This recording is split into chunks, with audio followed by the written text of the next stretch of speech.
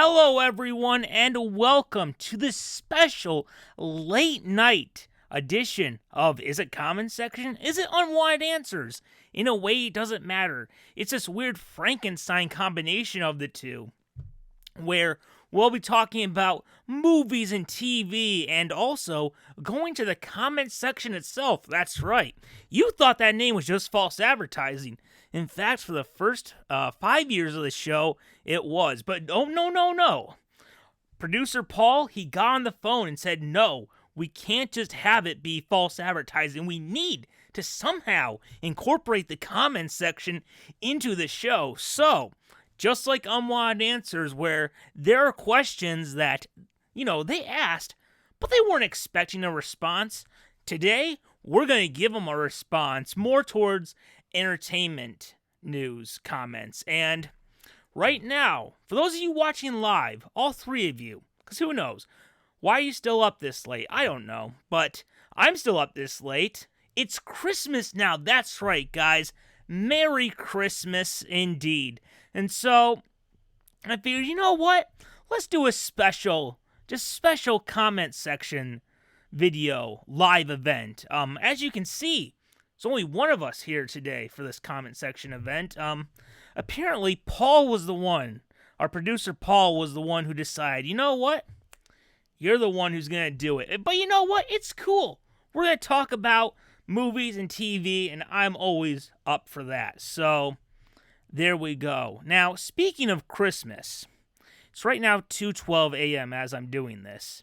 I figured, you know what? It's been 5 years since I did that comment section going into my favorite Christmas movies and TV shows. So I guess I'll kind of kick this off with that before we dive in to some more topics from the comment section itself. So, it's that time of year where everyone is like, all right, gotta rush and make sure I see that one Christmas movie I've been dying to see, because otherwise, poof, I gotta wait a whole nother year.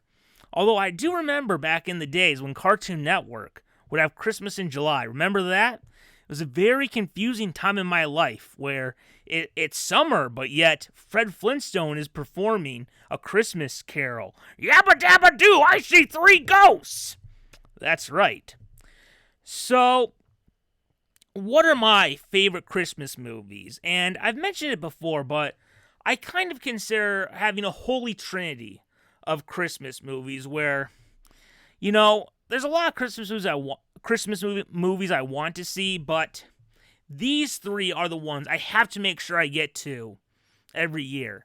I haven't gotten to it yet, but haven't gotten to any of them yet, but hopefully, before the clock strikes midnight, I'll get to it. So, one of them, of course, is A Christmas Story. That's right. Which you can see, I believe, for doing this right now, it should be playing all the time, right now, round the clock on TBS. I'm not going to waste time checking on the schedule, but usually it starts at about 8 p.m., so there you go. No excuses if you haven't seen it yet, which I will be saying to myself later when I go back and watch it if I haven't seen it by then. So, Christmas Story, great movie. The comedy in there really holds up. It's a great Christmas classic. So many great moments, such as sticking your tongue to the cold pole. Who hasn't thought about doing that, Sometimes I think of not going fully all the way, sticking your tongue to the pole. I mean, my God, COVID, haven't we learned nothing from cleanliness? But one thing I do sometimes think about is like, you know what? Maybe I'll, dip a glove in some water and see if it'll stick. I don't know if it'll have the same effects, but I just want to try to see if I can get something to stick, preferably not myself, to frozen pole. And you also have the, not evil, but the creepy Santa. Ho, ho, ho! You're just like, yeah, that's the guy they chose at the last minute at the mall. And it's just a great movie. Who hasn't had that Christmas gift that you're on the edge of your seat waiting to get? Obviously, Ralphie has the Red Ryder BB gun, and one day, I was a little disappointed in the Christmas Story sequel they did that came out last month that they didn't have it where he came in with an eye patch. Because that felt like such a narrative way to kind of continue the story of, you know what? Maybe his mom was right and he did shoot his eye out. But they chose not to go that way, and I can appreciate Ralphie wanting to have both eyes. The creators wanting Ralphie to have both eyes. So that is my third favorite Christmas movie. My second favorite one is Elf, with Will Ferrell, James Caan, Ed Asner as Santa Claus. It's just, I would say it's the funniest Christmas movie. That one, the comedy in there really works so well. And, you know, it was brought up earlier about there's this great YouTube video that someone made. It took the footage from Elf, edited a little bit, put in some nice creepy music to make Elf like a trailer of Elf as a horror movie. If you haven't seen it, you should go check it out because it's really cool. So, Elf is a great one. And you know what I also like just as much as Elf? Maybe this is blasphemy. Maybe I shouldn't be blasphemous on Christmas, but I'm going to. Because why not? It's 2 a.m. No one can censor me. I wish this was beer. This is just... But yeah, I don't like alcohol. Once you turn 21, it kind of loses it. Why would you want to have it? But, I mean, it's just a disgusting drink that gives you a headache, I'm told. So, kind of missed out on the boat once I turned 21. But this is just a cherry propel. But, yes, how did we get there? Even by myself, I just fell down the rabbit hole for a minute. It's eerie. See, it's everywhere. So, one thing that I love just as much as the movie version of Elf is the stop-motion animated film that they did of Elf back in 2014. It's the one where it stars Jim Parsons from The Big Bang Theory, and Ed Asner is the only cast member who came back, and it is just as good as the live-action film. In fact, some things it actually does better than the live-action film. I know, blasphemy, but they're both great. They are just both like perfect versions of that story. I can't choose between the two. Like, if there was a fire and I had to grab, back in the day, because this is how studios still operate. If there were 2 film canisters and I had to choose between the cartoon Elf and the live-action film Elf, I don't know what I would do. Which one I would take? I guess I would just... I don't know. I guess I would have to say, you know what? They're great, but I think I'm going to play it safe if I only choose one, because they're both Warner Brothers movies. I guess I'll save Batman Returns if it came down, but that wasn't an option, but I made it an option. There you go, guys. Quick thinking right there. This is what happens when you do a live show solo. So, it's just as great. It has one of my favorite lines, I think maybe of either version of Elf, where Walter is so excited because he finally meets Santa Claus for the first time, and Santa gives him a gift. And I'm not going to say what it was, but when he asks, is this the thing I've always been wanting since I was 5, just Santa's response is just perfect. It's probably my favorite line of the whole Elf franchise.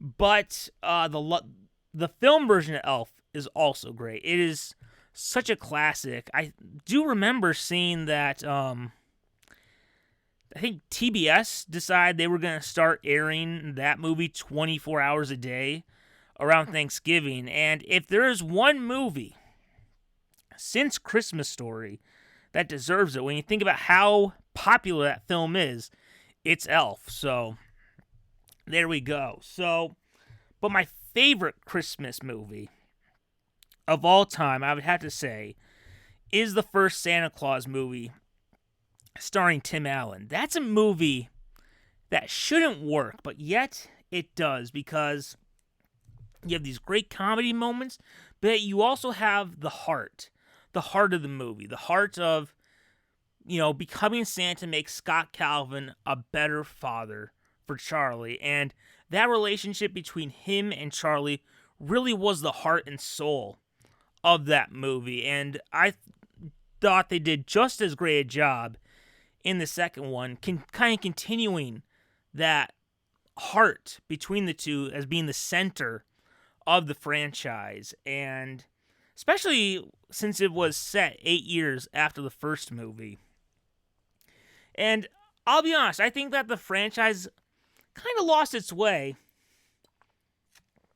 when they moved past that.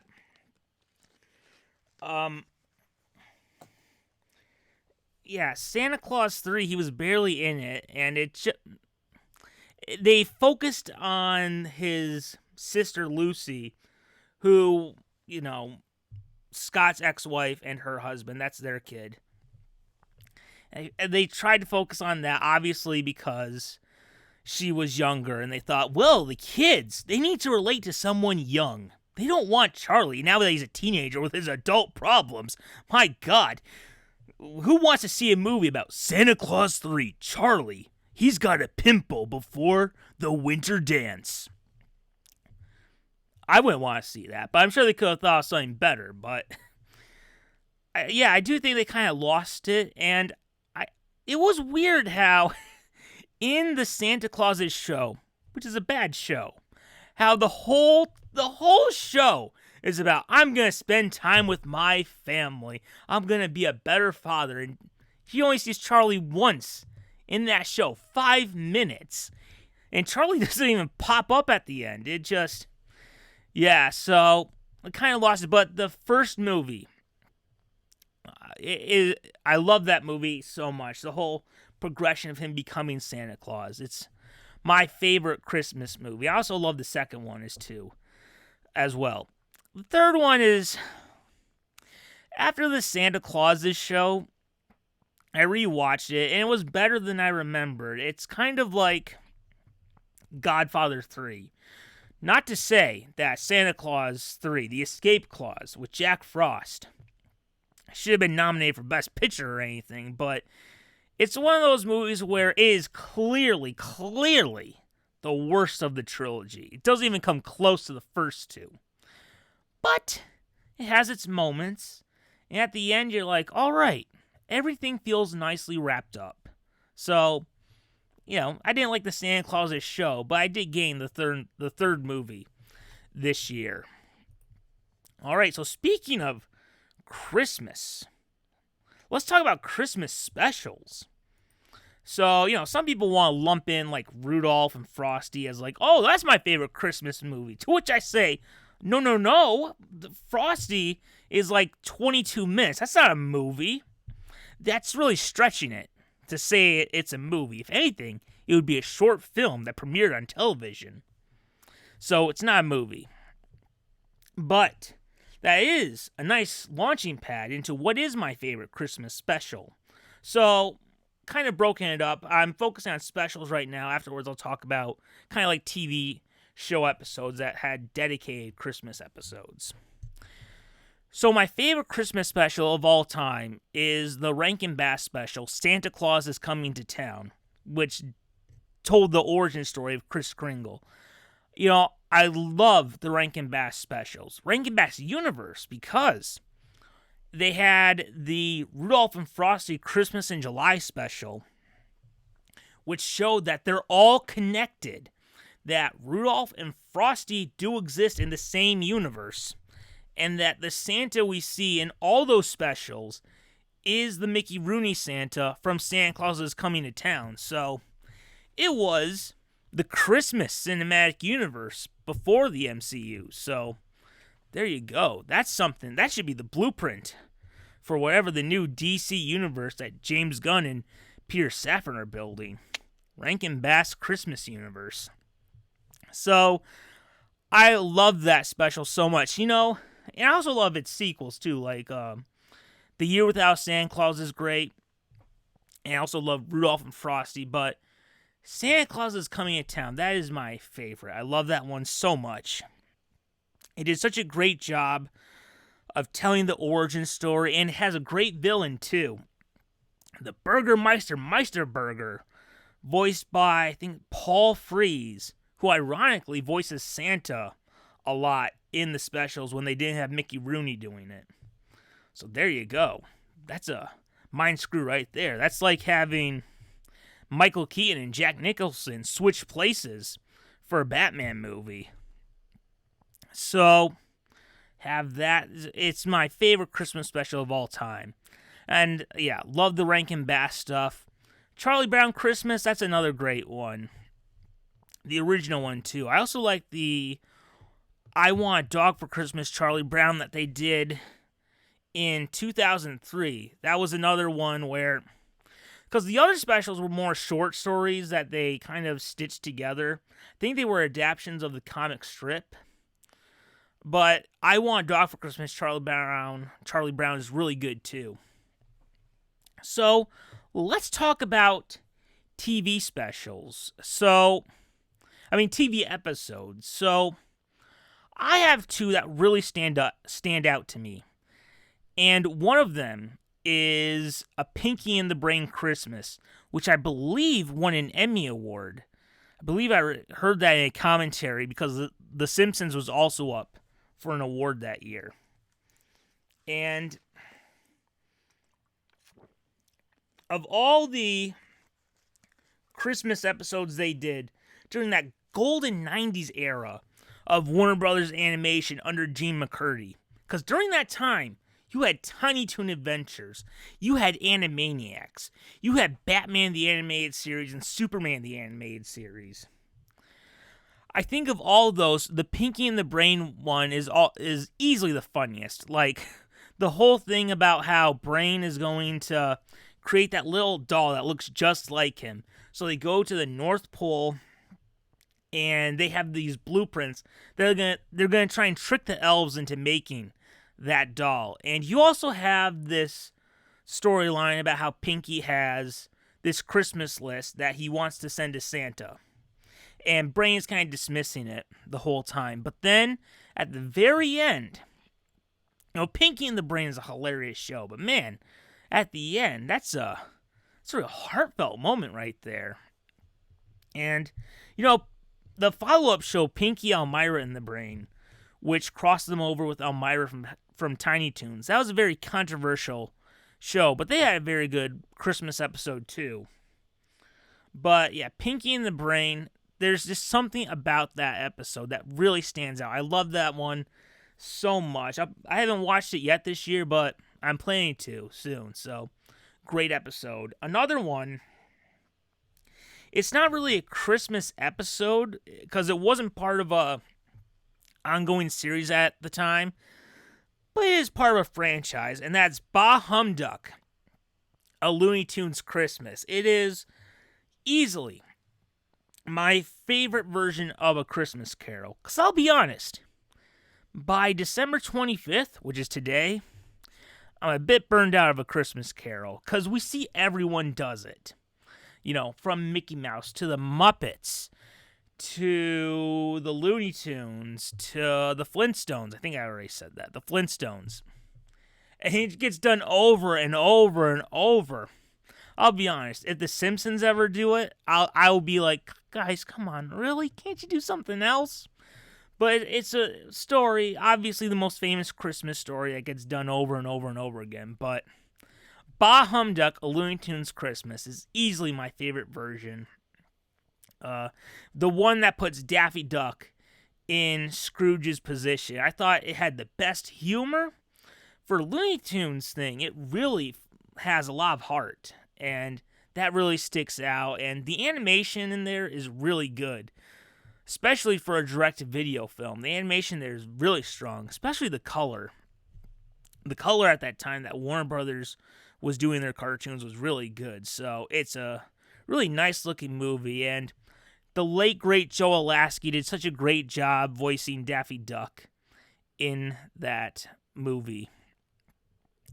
And you had Billy West from Space Jam coming back to do Bugs Bunny again, and Bob Bergen as Porky Pig and Tweety.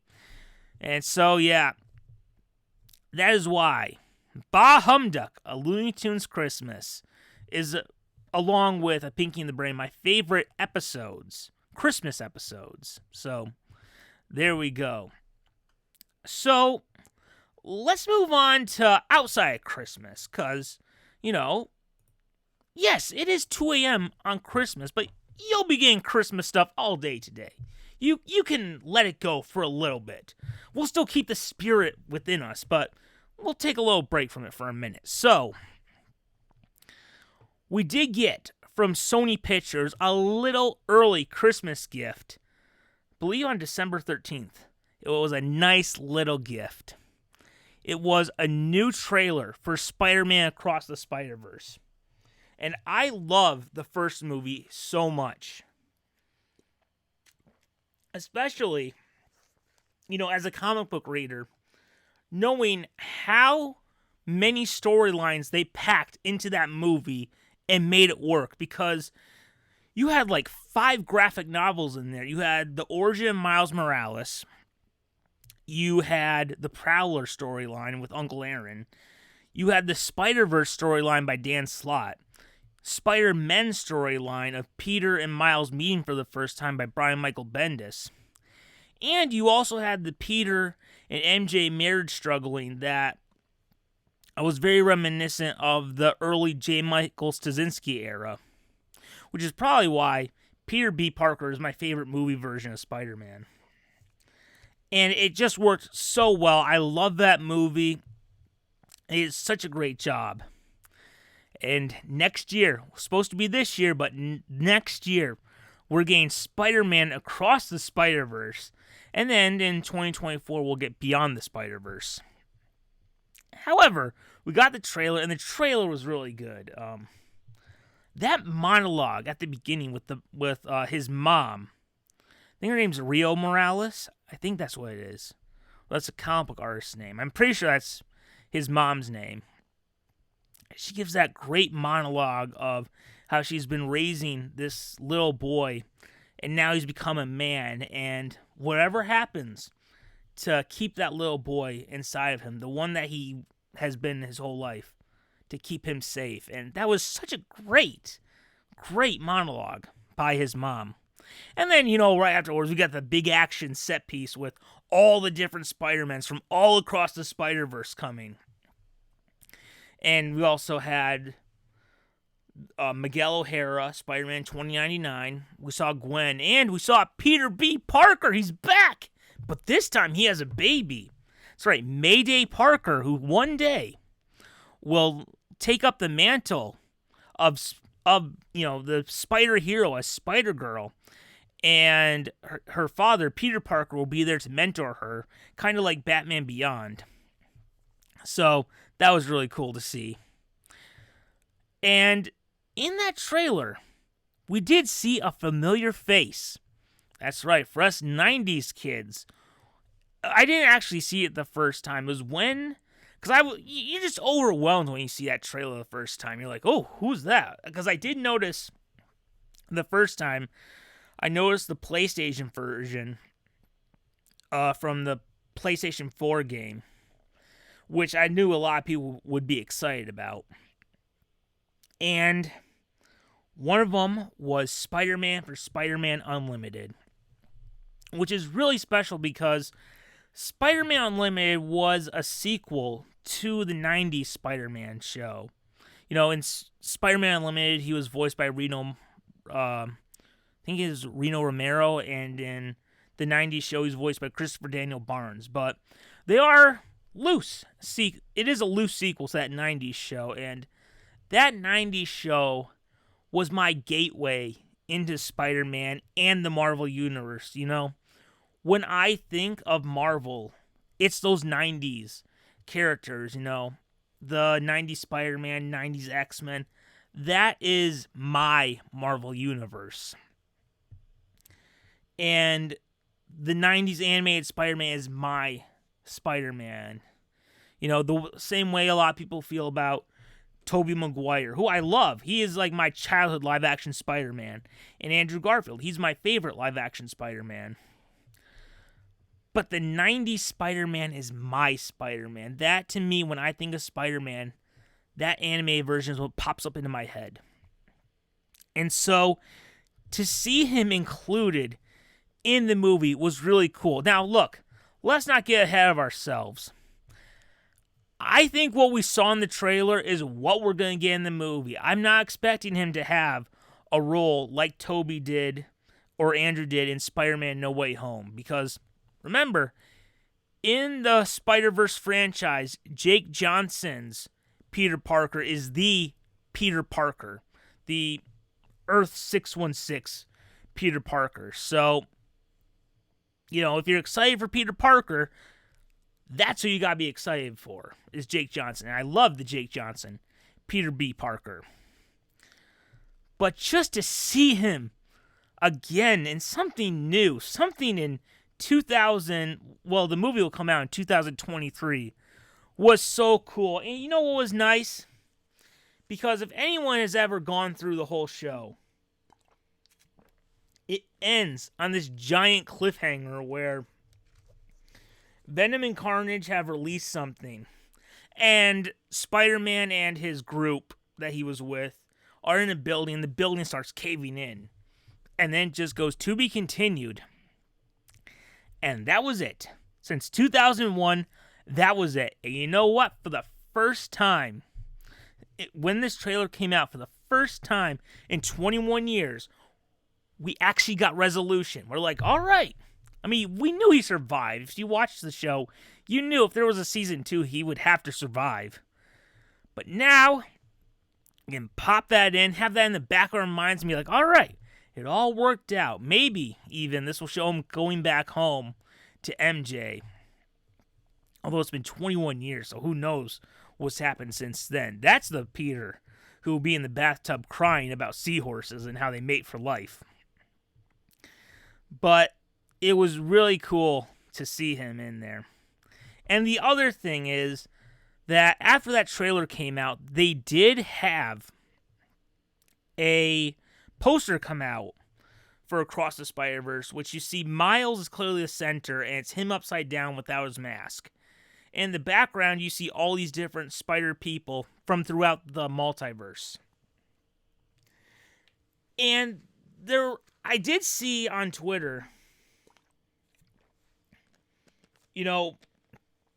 bigger versions of the poster, more landscape versions where you could see all the different spider people in there.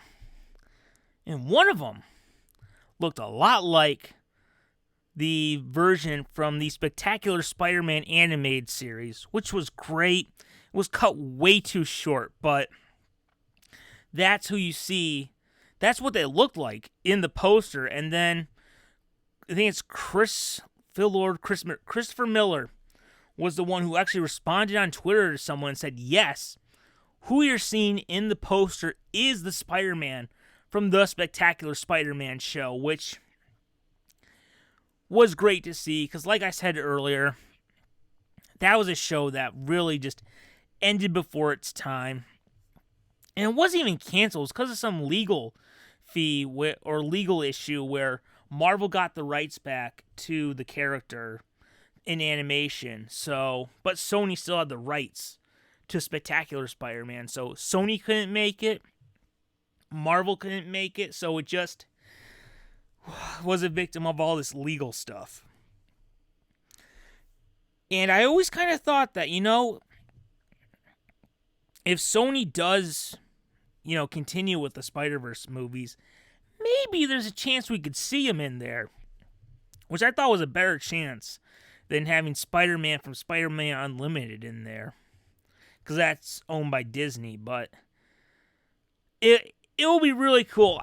I'm assuming that if he's in the movie, I mean, obviously he's in the poster, so I'm pretty sure it's safe to say he's in the movie, but if he's in the movie, I don't expect him to have a role like Toby and Andrew did in No Way Home. I think, if anything, it will be a quick little thing where you really have to search for him. So, again, I don't think Josh Keaton came in to record any voiceover work for it, but, it is cool to see it, at least a little thing, just for a moment, to be like, there he is, Spectacular Spider-Man. So maybe, what my hope is? Because, one thing that people were championing for so long was release the Snyder Cut of Justice League. Avengers Earth's Mightiest Heroes is one of the best Marvel cartoons. And they had Spider-Man guest star in 3 episodes. And originally, he was voiced by Josh Keaton from Spectacular Spider-Man, which was really cool because they found a way, those producers of that Avengers show found a way to give fans closure. But unfortunately, at the last minute, Marvel decided, oh, no. The official explanation is we couldn't confuse the kids, even though there were multiple Iron Man actors and multiple Captain America actors. So they said, no. Spider-Man in Avengers Earth's Mightiest Heroes must be voiced by Drake Bell. Obviously, today would never happen, but they decided to dub it over with Drake Bell from the Ultimate Spider-Man show. And ever since that happened, I've been like, I want to see those Josh Keaton episodes of Avengers Earth's Mightiest Heroes. And they're just in a vault somewhere. I'm sure Disney didn't delete them. So if they did, it wouldn't take that much just for Josh to come in and redo it. So I'm crossing my fingers that maybe this could be a silver lining of maybe to kind of promote Spectacular Spider-Man's appearance in Across the Spider-Verse. On Disney Plus, we'll finally see the proper versions of those episodes where Spider-Man is voiced by Josh Keaton. Which would be really cool, because then he would cross over with Steve Blum's Wolverine, who's one of my favorite Wolverine voice actors. So to see them interact would be really cool. So I'm hoping for that. So we went on about that, good half hour about that. So we'll probably go an hour and then I'll probably shut it down because, my God, it's already 2:42. So there we go. Okay, so let's turn to the comment section about some of the latest movie news and stuff. So we got stuff from like DC, Marvel, Spider-Verse. This next one's actually for an upcoming Disney project. So we'll wrap it up with talking about that. So first up is about The Little Mermaid. And this comment says, also, for all of you people, if there's anyone still awake at 2:43 a.m. on Christmas, whether you're a night owl, whether you're realizing like me, oh crap, Christmas is tomorrow, because why bother to look at a calendar? That's how I view life. Oh crap, Christmas is tomorrow, time to rush. Or maybe trying to stay up because you're a little PO'd that Santa didn't give you that new bike you wanted, and you're going to finally send in your complaint in person. Good luck with that. So, if anyone's still up, if you have a topic you want to bring up, comment below. So, again, I don't think there is anyone still up, but we'll keep going right now with that. So, we'll go into the comment section. So, this first one is about the new Little Mermaid movie, the live-action remake. And it says, I just hope this film is worthy of Halle Bailey's talents. She's a great singer and a good actress. Disney's track records for live-action remakes is not good. At least this time around, they actually have someone who can sing. And, I don't know why we're doing a lot of these Disney live-action remakes. I mean, when you see them in theaters, they're cool, but once you see it once, it's kind of like, I saw it, but I don't really feel the need to go back and watch it again, because I already have the animated version. And, I mean, the only one I've kind of thought I want to watch again is the live-action Aladdin movie that had Will Smith. And yeah, I think I mentioned it earlier in an upcoming comment section maybe about how they kind of feel like, those shows, if you go to Disney World, where you watch them there and it's cool to see it live in person. That's kind of how I feel about these Disney live action remakes. They're kind of like just attractions that you kind of will get at Disneyland, or Disney World. So, they're fun little things to watch, but I given the choice, I'll just watch the animated film. But speaking of Halle Bailey's talents, they did that. They released that teaser trailer of the new movie a little bit ago. Was it D23 they did it? I think that makes sense. So they had that trailer come out, and it's very much a teaser trailer because for the first, it's like 53 minutes, and the first 40 is like just camera shots of the ocean. Maybe you'll see a little fishtail to the side, or you'll see a little bit of red hair. And then you're just like, okay, this really is a teaser. Are they going to show anything about this movie? And then at the end, you see Halle Bailey perform a little bit of Part of Your World, and you're just like, my God, that's Ariel. They really did such a great job. And when she performs that song, you're like, wow. I mean, it was amazing. It really, you really had to win people over with that last scene. Because again, you showed nothing throughout that whole teaser. But then that final scene, you're like, wow, that was pretty good. So, again, like a lot of these Disney animated Disney live action remakes, a year from now will probably be forgotten. But I think what we've seen so far, which is very small amount, really, we only saw 10 seconds at the end, but those 10 seconds show, I think they're on the right path with this movie. So I think this movie could be one of their best live action remakes. Yeah, and Little Mermaid's a really special movie for Disney, because you have to remember, that movie kicked off the Disney Renaissance. Because for years, animation was kind of dead. After Walt Disney died, they were kind of struggling with movies like The Great Mouse Detective, Oliver and Company, stuff like that. But it was Little Mermaid where they went back to that musical fairy tale inspired by Broadway shows, that it really kind of brought it back and was the first big hit for them in a while. And then it led to Beauty and the Beast and Aladdin and The Lion King. So it's a very, very special movie for Disney. So I think the fact that it's so special means that they'll be more protective over it. At least that's what I hope. I think so far, I don't need to watch them that much, but so far I think that what the remakes I've seen, like Beauty and the Beast and Aladdin, were pretty good. Not as obviously nowhere near the animated films, but they're pretty good. All right. Next up is about the DC movies of 2023.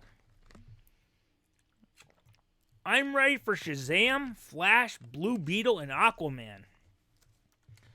Now, I'm not going to lie, I'm not a fan of Shazam.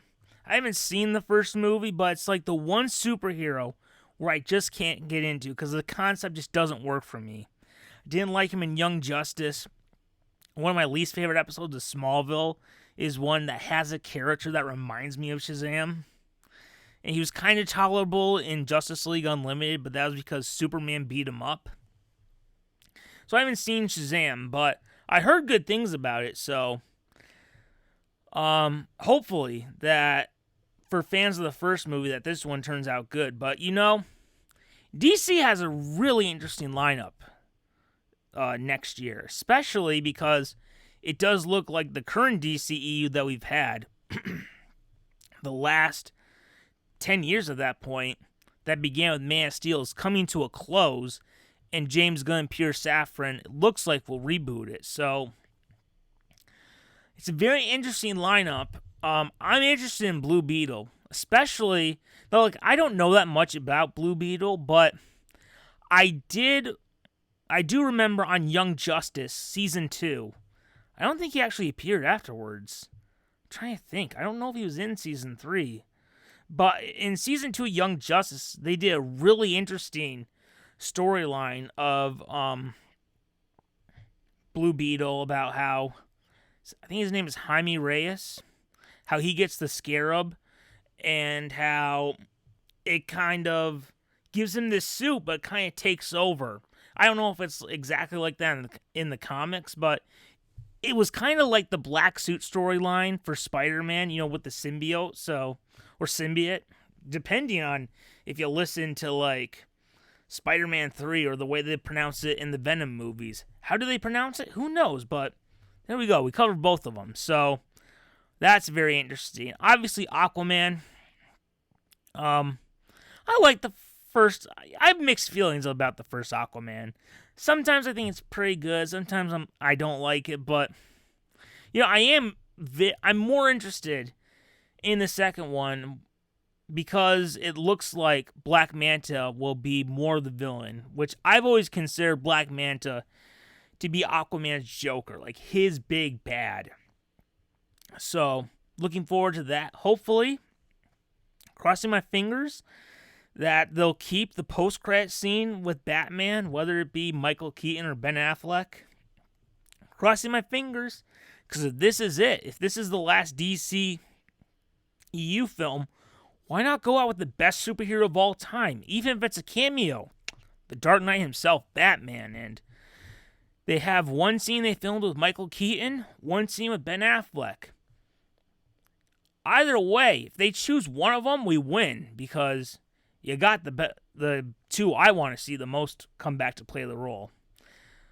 And look, even with all the drama that's going on with the whole Ezra Miller stuff, I'm not going to lie, the DC movie I'm most anticipating is The Flash. Because, again, with Batman, it's bringing back Michael Keaton as Batman, which I remember when people would get emotional with the trailers for Star Wars The Force Awakens, and I'd be envious because I'm not the biggest Star Wars fan. I like it, but it's not my favorite franchise, and I would think,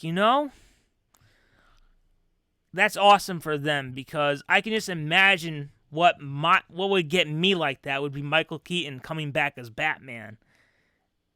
And now it's happening.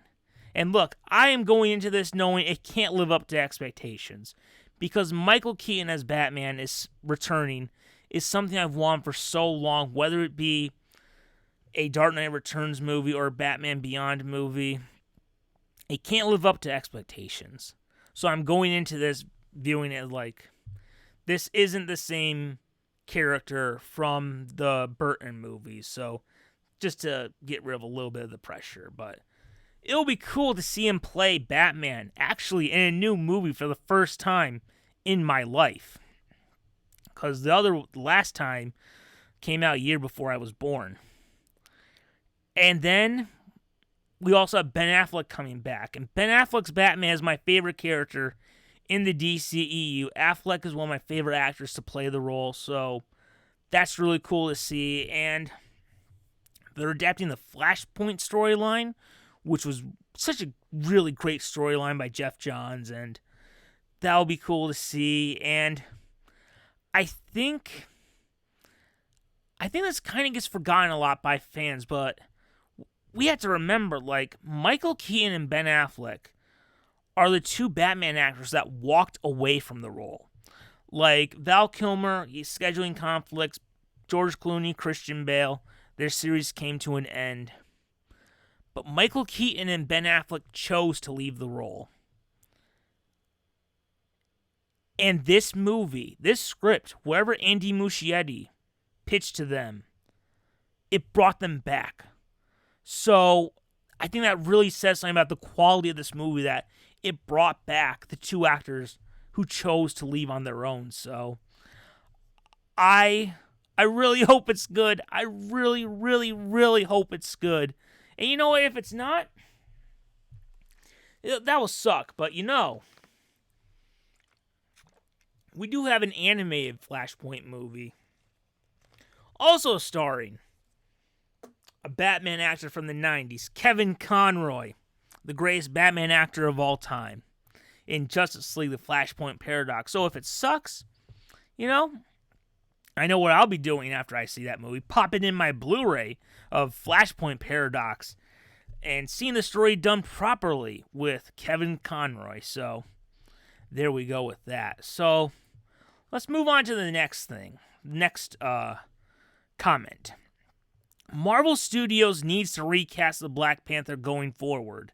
I watched Wakanda Forever. This has to be a transition only. Yeah, so Marvel's been in a rough spot with Black Panther ever since Chadwick Boseman died, which it was horrible news to hear that such a great actor cut down in their prime. It just makes you question the universe, why it would be a jerk like that. But we lost a great one, and Marvel's been in a situation where it's like, what do we do? Do we recast, or do we move forward and have another character take over and end T'Challa's story? And I kind of think that they should have pushed the movie. Like, I don't know if making the movie so close after when Chadwick Boseman died was the right move. Now, it does sound, I haven't seen Wakanda Forever, but it does sound like it was a loving tribute to Chadwick Boseman. And maybe we'll look back on it as like, this was a movie made in grief, so that elevates it to something where it's not just a regular Marvel movie. It was the world coming together to grieve the loss of a great actor. So maybe, again, I haven't seen the movie because I'm just not interested in a Black Panther movie without T'Challa. So I haven't seen it, but a lot of people have been thinking they should have recast the role, which is personally what I think they should have done. I also think they should have waited to make the sequel. Maybe push it off a few years instead of just going right in after Chadwick Boseman passed away. So what? And still, some people feel like they should have recast even after the movie has come out. I will say this. I think that after Secret Wars, I do think that we will see new actors play some of these classic roles that Marvel's retired. I think we'll see a new actor play Tony Stark. I think we will see a new actor play Steve Rogers, and new actor play T'Challa, and new actor play Natasha Romanoff. I think Secret Wars is the end of the current MCU. Because by the time it comes out, that's 2025, which would have been 17 years since the first Iron Man. And that's the thing, the longer the MCU is going, the more important it is for the MCU to reboot. Because unlike like comics, like you can go 25 years and have a storyline before you're kind of forced to reboot. You know, Marvel does a bunch of retconning, which I do wish they would just reboot. Kind of like how they had the Ultimate Universe in the 2000s. But I think that I think that after Secret Wars we will see T'Challa come back. I do think we'll have a new actor play T'Challa. And if you reboot it, I think that kind of adds to people maybe accepting it more because it's not the same version. So I think after Secret Wars, the current MCU that began with Iron Man will be done. And also it'll been 20 years since the formation of Marvel Studios. And I kind of think that Kevin Feige will probably go do something else, Star Wars. And that kind of like James Gunn and Peter Safran, whoever takes over next is going to do their own thing. So that's kind of what I think is going to happen. So we'll see. Secret Wars, after next year. Or Secret Wars 2026, because everything got shuffled a little bit.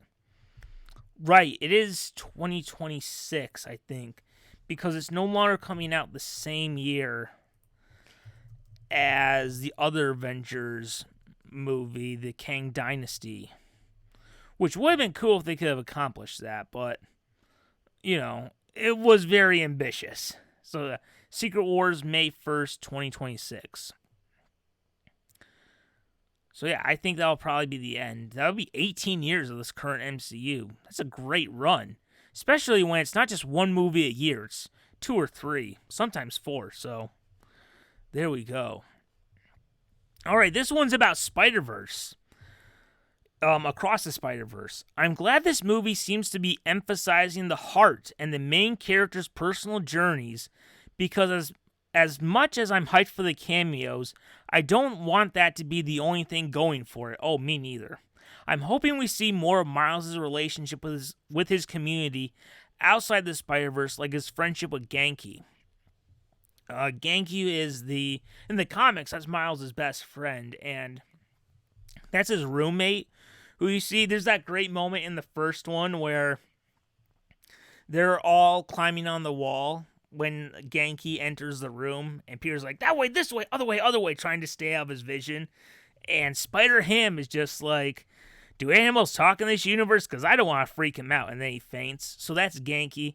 He was actually going to have a bigger role in Into the Spider-Verse, but then that shifted because of how similar in the Tom Holland movies the Ned Leeds character was to Genki. He's almost nothing like Ned Leeds from the comic books. He's very much like Genki. So that's why they made that switch. And I don't know, it might have been tough to juggle another character in that movie, but they did such a great job with, that's 5 storylines. And they also introduced Kingpin, which I know a lot more of the hardcore fans would have known from the Daredevil TV show. And because it's animation, which is more of the hardcore fans, people knew him from probably the Spider-Man animated show of the 90s and Ben Affleck's Daredevil. So that was another thing. But will we see more of it? More of his community outside of the Spider-Verse? I don't know. I don't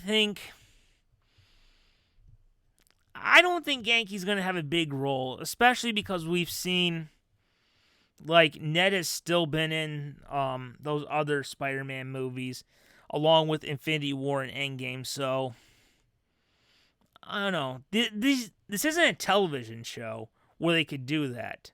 This is a movie where they got to cram everything into 2 hours, so I doubt that. But yes, I'm hoping that this movie doesn't just rely on cameos, because I don't want this to be like the CW's Crisis on Infinite Earths, where Tom Welling was kind of there, but he served no purpose. Kevin Conroy showed up as Bruce Wayne. Didn't really serve a purpose. I mean, the only one who kind of was worth it was Brandon Routh as Superman, but then they took him out at the end of episode 3, and he popped up for a quick cameo in the 5th episode, but you're right. I hope it does keep the heart that the first movie had, and I think it will. I think that opening with that monologue with his mom was such a great way to start it, and I do think it does positively show it will have the heart that the first movie did, so that's good to see. And we'll go on to the next comment section topic, which is also about Spider-Verse. Spider-Verse is greater. They use the greater than sign that we learned in math, which was kind of pointless, but right now it's actually coming in handy. Spider-Verse greater than all live-action Spider-Man movies.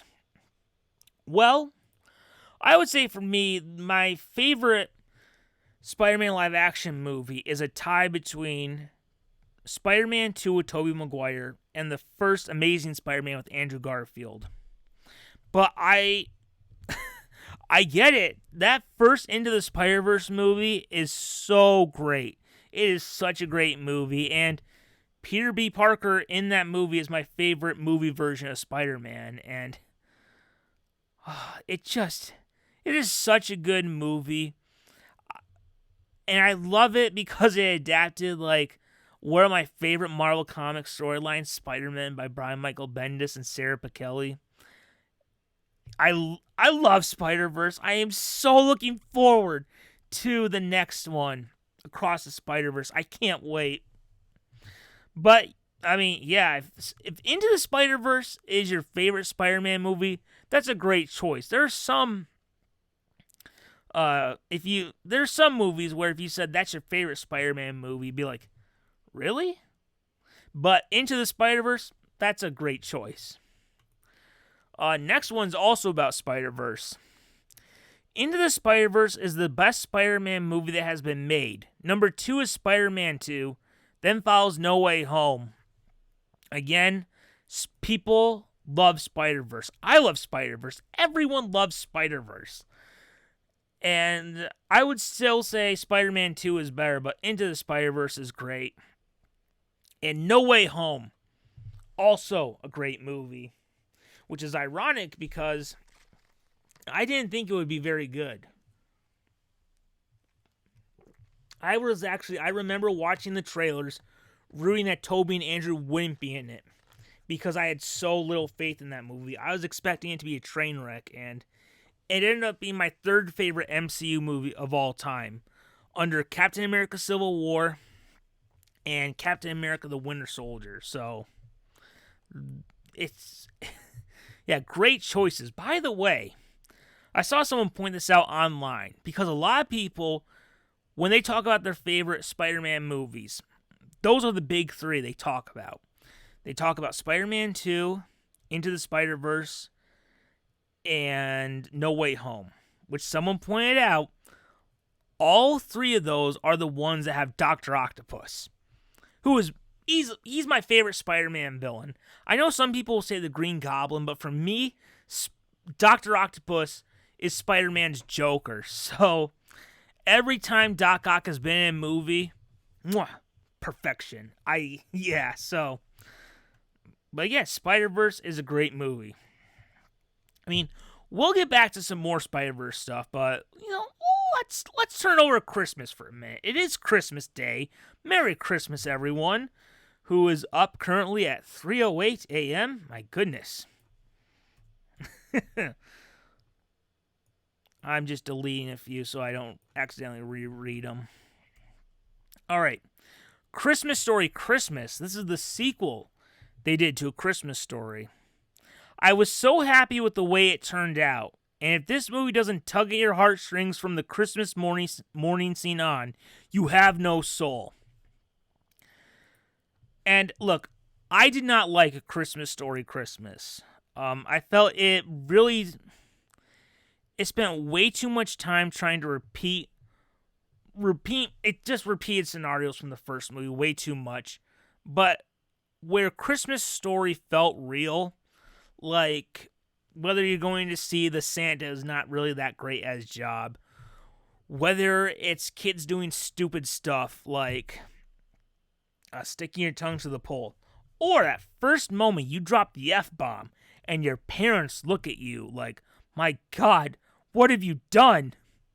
It all felt real. So, but in Christmas Story Christmas, it went way too out there where it felt stupid. Like, no longer was it relatable, it felt stupid. But the moments where Christmas Story Christmas really shined was when it focused on Ralphie and the death of his father. Because it was more dramatic, and those moments felt real. And like that person said, the whole movie, whenever Ralphie's dad's brought up, that's where the movie really sings. But when it's the Christmas morning scene, and I won't spoil anything, but and the dad's role is brought up. It really, like, if you're a fan of A Christmas Story, that ending was so great, and the way it tied up everything at the end. I wish the movie was like, I wish the whole movie was like that. Obviously, the whole thing shouldn't have been just like dramatic, but I wish it would have felt real like that, like relatable and real. So that's where it really shines. So yeah, I don't like a Christmas Story Christmas, but man, that ending was really good.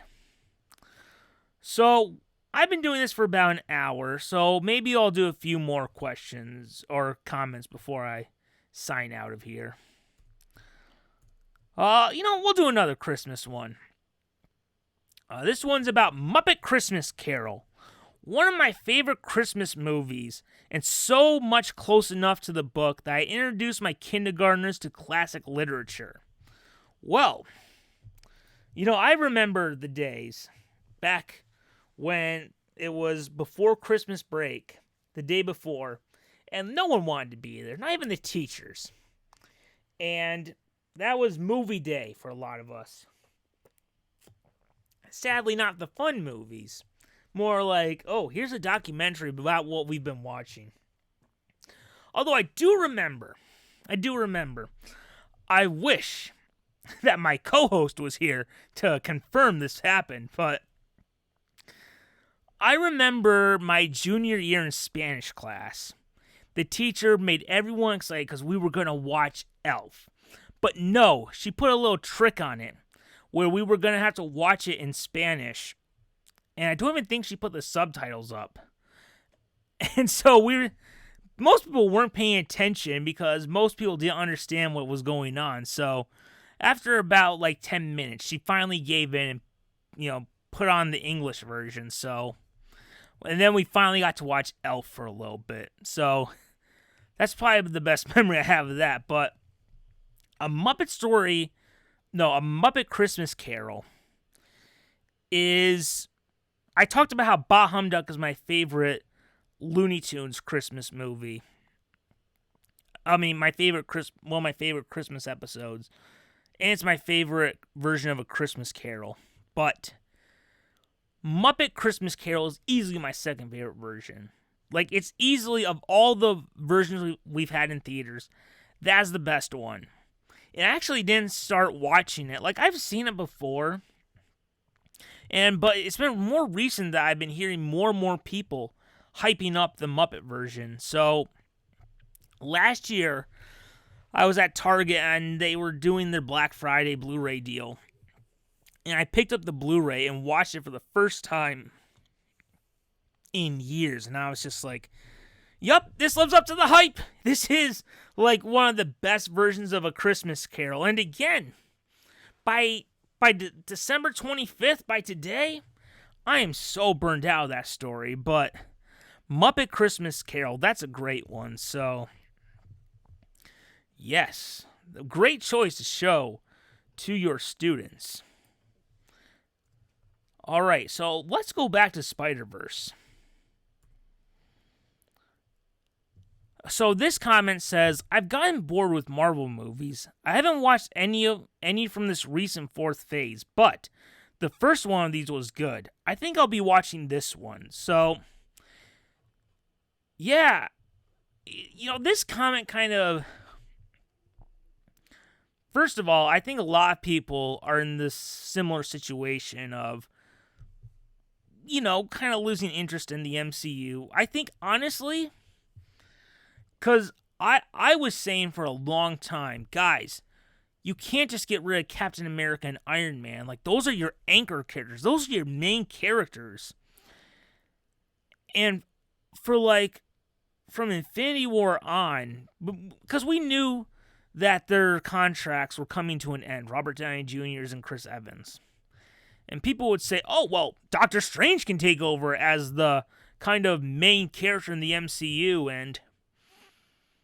I've always just been like, no, there's a reason why, there's a reason why Spider-Man is considered Marvel's greatest character. He just is. He's so accessible. Everyone loves him. There's a reason why Spider-Man's up there. There's a reason why X-Men is beloved. There's a reason why Captain America is beloved. I mean, the movies, Iron Man was more of a kind of like a B-level Marvel character, and the way they told his story in the movies pushed him up to be an A-level character in the movies. But I mean, there's a reason why Doctor Strange is kind of lower. He's not as accessible. He's not as relatable. I'm not saying he's a bad character, but I mean, I like Doctor Strange, but there's a reason why Cap is up here and Spider-Man's up here and X-Men's up here and Doctor Strange is down here and Thor's down here. It's just so I think Doctor Strange in the Multiverse of Madness, which obviously has its issues. Ironically, I do like that movie. It does have a lot of issues, but I'm like, it's all right. But I think that movie really showed, like, no, you can't just go forward and make Doctor Strange the main character. And Love and Thunder showed you can't just make Thor the main character. And because of their legal situation, you can't have Spider-Man be the main character. Besides, he's way too young to kind of be... That was a thing, too. Avengers was your core franchise. And the main characters of the MCU, Cap and Iron Man, were the leaders of the Avengers. So, yeah. Yeah, a lot of people are kind of losing faith in the MCU. I've checked out. I've only seen 3 of their movies in Phase 4. I've seen Black Widow, No Way Home, which was great, and Doctor Strange, which was alright. But, yeah, Spider-Verse is getting people excited. And again, it's Spider-Man. It's Miles Morales. But he's still a more relatable character. He's more grounded with his powers than a Doctor Strange or a Thor. And we also have Peter Parker in the movie as well. And yeah,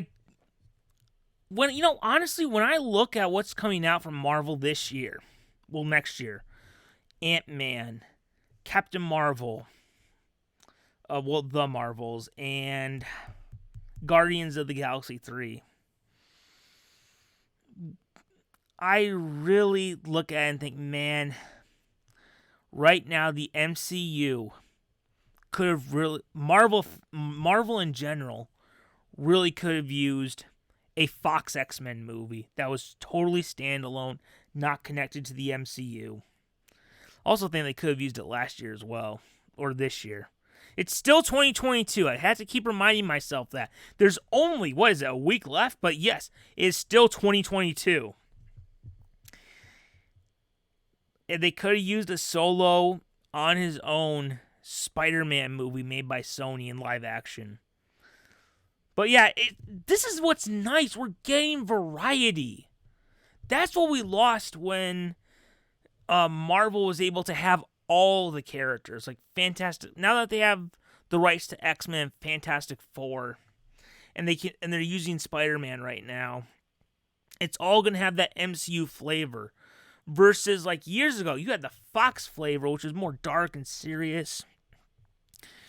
You had Spider-Man, which is fun and lighthearted, but not as much as the MCU. But yeah, I miss the days of having Marvel movies by Fox and Sony as well. So I think Spider-Verse is a little nostalgic gift of like having some variety where it's not just all the MCU. And it's one of the reasons why I'm looking forward to X-Men 97 so much, to get something new, something that isn't part of the MCU. In fact, I really wish that Marvel would follow DC's route that they've been doing for years. I don't know if they still will anymore, but of having like a movie universe and a TV universe that's completely separate.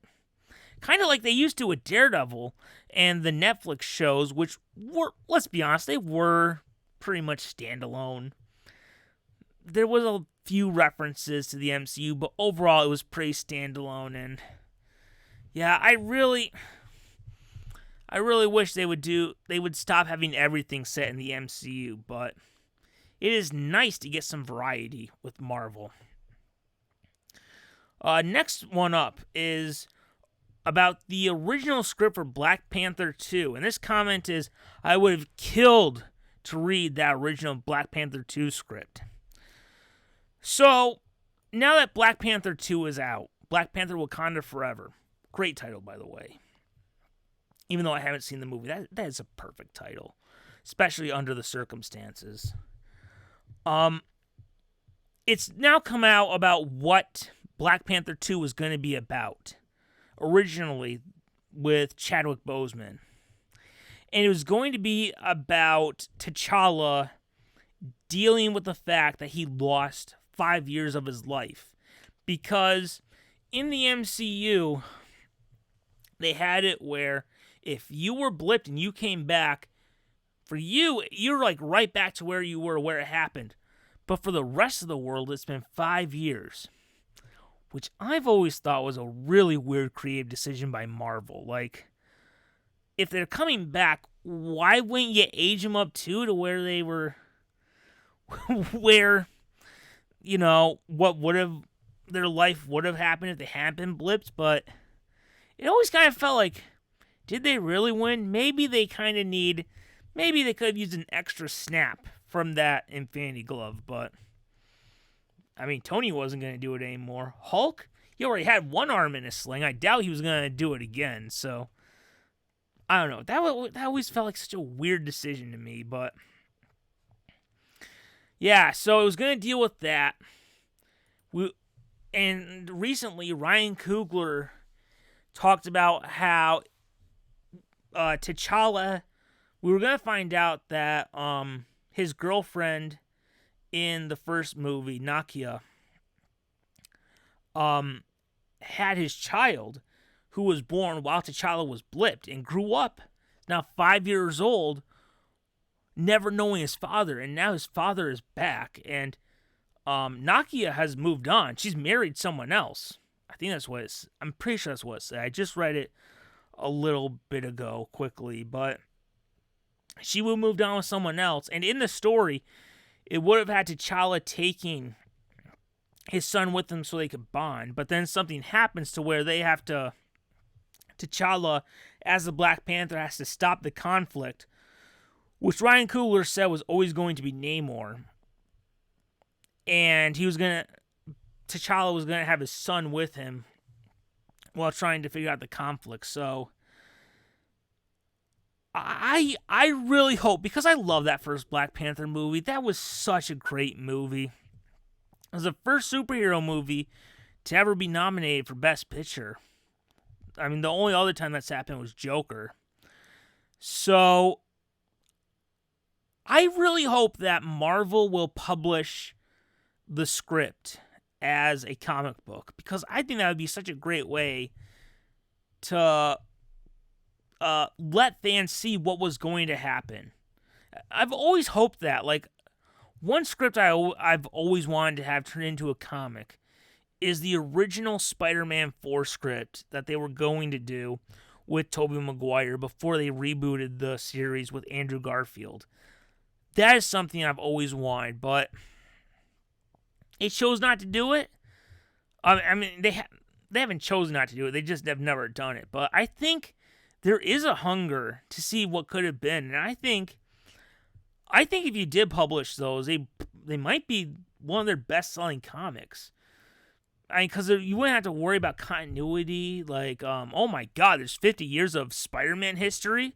Where do I catch up? By the way, if anyone, maybe I'll one day do a special like editorial video about this. But if you are ever interested in like where do I start with getting into comics, you start with when the writer took over. Like if you're interested in J. Michael my God, what is his name? Straczynski's run on Spider-Man, you start with when he took over the book. If you're interested in Dan Slott's run, of Spider-Man. You take over when he took. You start when he started writing the book. I think the current writer for Spider-Man is Zeb Wells. So if you're interested in reading current Spider-Man books, you start with when Zeb Wells took over, because a lot of times they are kind of like telling one overarching story, like a trilogy in their comics, and they know they're getting new readers all the time. So what you need to know has been covered in the movies. If there's something that hasn't been told in the movies, through the dialogue, they'll explain it. Like in Scott Snyder's run of Batman, I remember reading about how, if you had seen all the live action Batman movies, you could follow along.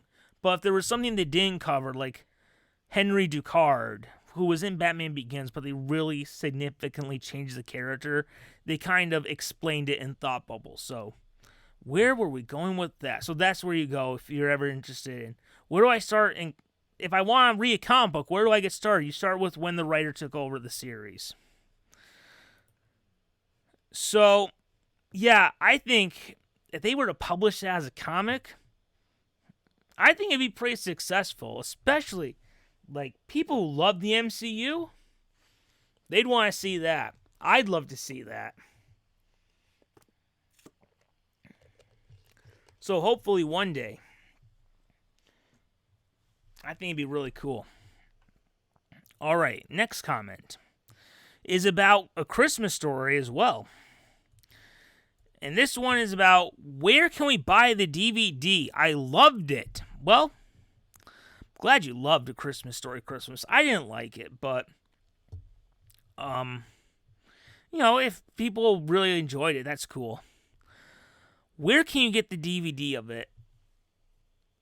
I don't know if they will put it out on DVD. Now, they have put out, because Christmas Story Christmas is an HBO Max original movie. Now, they have put out some other HBO Max original stuff.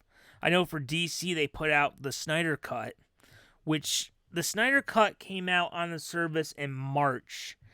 And it was later in the year they put it out on Blu-ray and DVD and home video. But that was also under when Warner Brothers was owned by AT&T. And since Discovery took over, it's a very different company. It's very different. Peacemaker, when did Peacemaker come out? Peacemaker TV show, because I think that got a season release. Home video. Well, it's not popping up on Wikipedia. Nice going, Wikipedia. I'm pretty sure that came out on DVD. Yes, Peacemaker Season 1 is available on DVD. So, when did that come out? It must have been a recent. So, that must have been released date November 22, 2022. So, that's after the AT&T takeover. So, my guess is that if Christmas Story 2 or Christmas Story Christmas is going to be released on home video, like DVD and Blu-ray, it will probably be next year. Because, are you going to want a DVD of a Christmas movie but in July? No, of course not. Although Christmas in July, that's when you get that marathon. I think actually Grinch came out in like the middle of the year. The 2018 animated film they did by Illumination. I don't think that one came out by Christmas time, but I do remember back in the day when they had Santa Claus 2 and Elf and Christmas with the Cranks, Polar Express.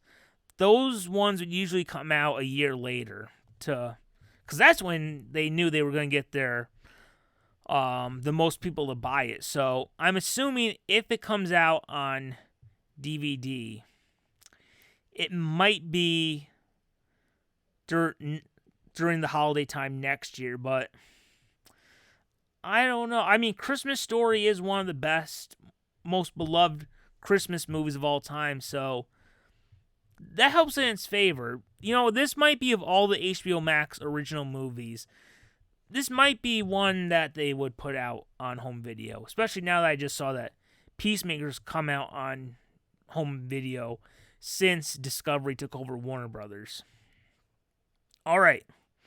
Speaking of Warner Brothers, let's talk about DC. That's right. And this will be kind of where we wrap it up soon. It's going on for about an hour and 20 minutes, so I'll probably do 10 more minutes and then wrap this up. All right, DC. I have no doubt James Gunn, who has taken over with Peter Safran, those two are in charge of planning the new DC universe. I have no doubt Gunn will do a great job.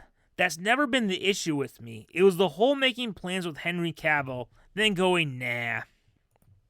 Well, you gotta remember, all that stuff with Henry Cavill coming back for Black Adam and all those plans they had of him coming back. I mean, James Gunn even confirmed himself that all that stuff happened before those two took over. So, I mean, the DCEU, it looks like, at least by the new plans, it's coming to an end. It's over. It's done. And if you're ending it, you can't bring back Henry Cavill.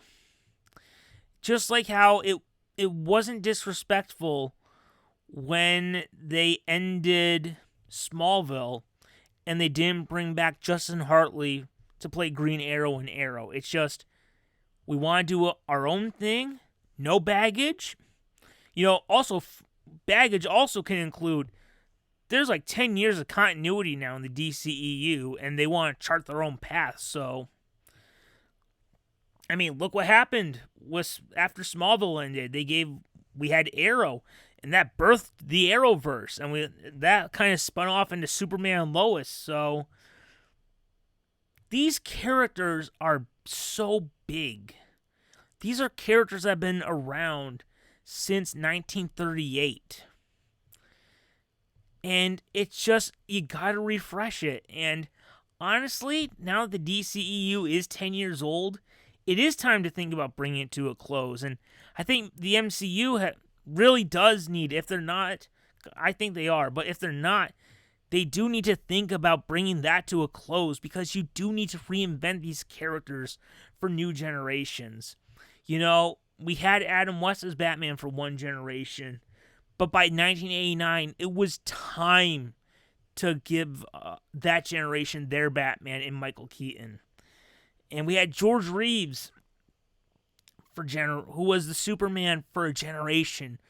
But by 1978, it was time for a new Superman with Christopher Reeve. And even with Smallville, I love Tom Welling. He's tied with Christopher Reeve and Tyler Hoechlin as my favorite Superman. But it was time to move on to a new actor, and they moved on to Henry Cavill. And it's just something that you gotta keep the characters going. So, yeah, the DCU is coming to an end, so it is time to let him go. Although I will say, the Hollywood Reporter did this article because earlier they also did an article about how Henry Cavill, Gal Gadot, and Jason Momoa shot cameos in The Flash, which in retrospect now seems like a great way to end the DCEU. You'll have a movie with Flash and Batman, Ben Affleck's Batman, and you'll also have Aquaman, Wonder Woman, Superman. But now they're saying that because they've canceled their future plans, they're removing Cavill and Gadot from the Flash movie, which is such an odd decision because, number one, it makes it feel like a DC universe, but if you are ending the DCEU, having them there gives the fans closure. I love Gal Gadot's version of Wonder Woman. I think the first Wonder Woman movie is great. I do like Wonder Woman 1984, even though most people don't, but I do like that movie. So, and I really liked her in Justice League. both versions of Justice League and Batman vs Superman. So I'd want closure. I'd like to see her one last time in the role, even if it is just for a cameo. So I hope that they leave their cameos in there. So we'll see. But yeah, it was, to quote The Godfather, it's not personal, it's just business. All right, next comment about DC. These last two are about DC. So Shazam never actually showed any other hero, so I have a feeling this cast is safe. Well, he is connected to Black Adam, because I do think the Wizard Shazam was also in Black Adam. I haven't seen the Shazam movie because, like I said, Shazam's not a superhero I'm a fan of, but they are connected that way, and in there they did have, in Black Adam, they had Henry Cavill's Superman, so I would say really enjoy Shazam Fury of the Gods, because I think that will kind of bring it to a close. And yeah, even though we had Headless Superman in Shazam, which is like, I think the only part of the movie I've seen, you know, Shazam's connected to Black Adam and it had Henry Cavill as Superman, so I think it's coming to an end after that. All right, last final comment section of the day for this Christmas 2022 live event. Gotta get hyped. This is it, guys. The end. Just like Frank Sinatra would say, and now the end is near. Face the final curtain. The curtain has opened for our final comment, which is, the goal of a movie is to make many people as happy as possible. I thought it was to tell great stories. I'm pretty sure Joker and the Batman didn't make people happy, but they appreciated the stories and how they were told. And yeah, fans, I love the comic book superhero genre, but fans really need to stop with this obsession of having everything connected. Everything connected. This idea that something is less valuable because it's not connected to a shared universe. The fact that, I mean, Tobey's Spider-Man is now connected kinda to the MCU, but the fact that, the idea that, like, Spider-Man 2 is any less of a superhero movie because it's not connected to the MCU, or that X-Men Days of Future Past is less of a superhero movie because it's not connected to the MCU. I'll be honest, both DC and Marvel, my favorite movies are the ones they've done not connected. You know, my favorite Marvel movies are Sam Raimi's Spider-Man movies, the first Andrew Garfield Amazing Spider-Man, the X-Men movies, Into the Spider-Verse. My favorite DC movies are Tim Burton's Batman, you know, the first two Nolan Batman movies, Richard Donner's Superman starring Christopher Reeve, Superman 2. I just, yeah, a movie is a movie. If it's connected, that's cool. If it's not, who cares? Who cares? I remember, must have been in June is when it aired. I remember people freaking out when they found out that Superman Lois wasn't connected to the Arrowverse. And it's just like, I love Superman Lois. But back when it looked like they were connected, there was never a moment where I was just like, I love this show. And you know what makes it even better? Knowing that it's connected to The Flash. It's just, it didn't matter.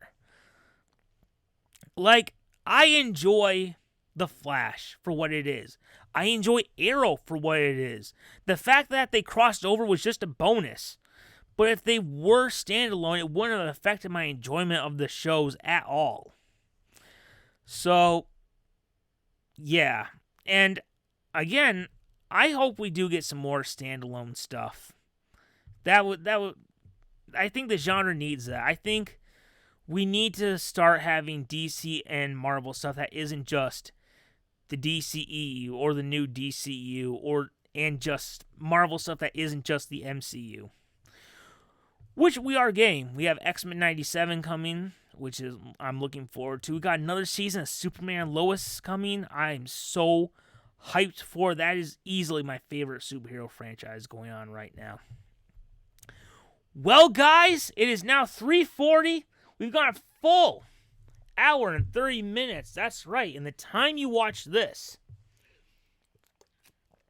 you could have watched Rudolph and Frosty's Christmas in July, which I love that special. I love it so much. Such a great special. Really great finale to all three of the Rankin Bass Christmas specials. Rudolph, Frosty, Santa Claus is coming to town. But guys, it is time to say farewell. Because you know why? It's Christmas. Merry Christmas, everyone. Boy, it is. I mean, we had a Batman movie come out this year, so that kind of was the most important day of the year. We also have a movie with Batman coming out next year, so that will be the most important day of that year. But after that, well, we also have a Spider-Man movie that year. But after that, just follow me, guys. At least in the top 3 is Christmas. So there you go, guys. Merry Christmas. Have a great day. It is one of the best days of the year. So enjoy it. Have fun. And always remember, guys, because I guess this is technically a comment section. Guys, remember, even when you're doing a show solo, even when your producer, Paul, is texting you, hey, wrap this up, it's Christmas, you're not getting paid overtime. Thanks, Paul. That's nice to know. Wouldn't have done it if I'd known that. But there we go, guys. Merry Christmas. Have a great day. And sometimes, doing a show alone, you'll wonder, how did I get off topic? What? I was talking about this, now I'm talking about comic books? What happened to talking about that movie? Why? Because you have realized that you have just fallen down a rabbit hole, and you will keep falling down that rabbit hole. Merry Christmas.